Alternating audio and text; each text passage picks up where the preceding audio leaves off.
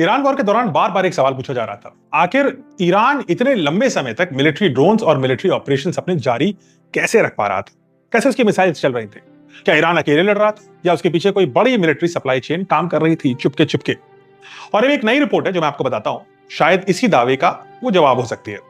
इस रिपोर्ट के पीछे है यूक्रेन की यूनाइटेड 24 मीडिया। अब ये यूनाइटेड 24 को ऐसे डॉक्यूमेंट्स मिले हैं जो एलिजिडली रशिया और ईरान के बीच फाइटर जेट्स और मिसाइल्स की सप्लाई से जुड़े हैं। इन डॉक्यूमेंट्स में दावा किया गया है कि 2023 के बाद ईरान के लिए अलग अलग मिसाइल सिस्टम्स के कंपोनेंट्स और म्यूनिशंस के कॉन्ट्रैक्ट साइन किए गए ईरान और रशिया के बीच में।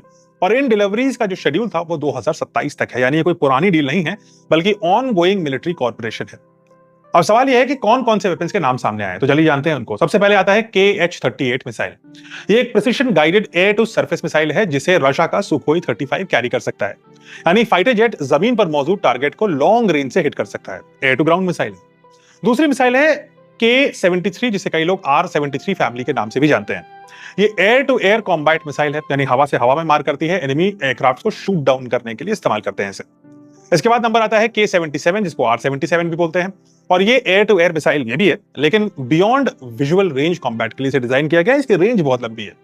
चौथा नाम भी बड़ा इंटरेस्टिंग है और वो है KH-31, जो एक एंटी शिप और एयर टू ग्राउंड दोनों रोल में इसको इस्तेमाल कर सकते हैं, यानी शिप्स को टारगेट करना हो स्ट्रेट ऑफ हॉर्मुज में, रेडार सिस्टम्स को, दोनों सिनेरियो में इसका इस्तेमाल संभव।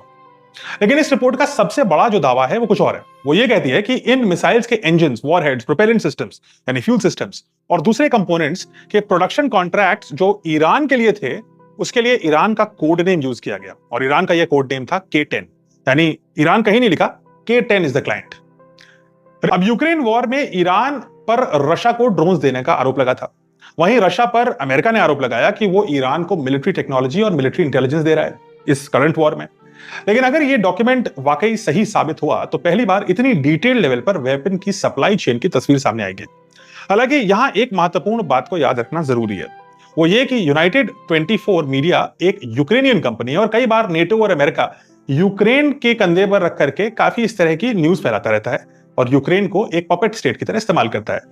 इसलिए इन डॉक्यूमेंट्स की इंडिपेंडेंट वेरिफिकेशन नहीं हुई है, यह बताना जरूरी है, लेकिन रशिया की तरफ से कोई डिनायल भी नहीं आया है, यह भी कहना जरूरी है।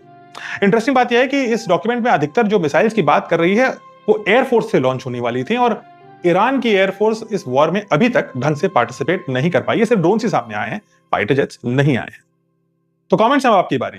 ईरान ने इस लड़ाई को, 100 दिन हो गए इस लड़ाई को, 100 दिनों तक इस लड़ाई को ईरान ने फुल एफिशिएंसी, फुल कुशलता और संपूर्ण घातकता के साथ इस लड़ाई को अंजाम दिया है। क्या आपको लगता है कि इतनी कुशलता के पीछे, इस बैटलफील्ड इंटेलिजेंस के पीछे रशिया का हाथ था?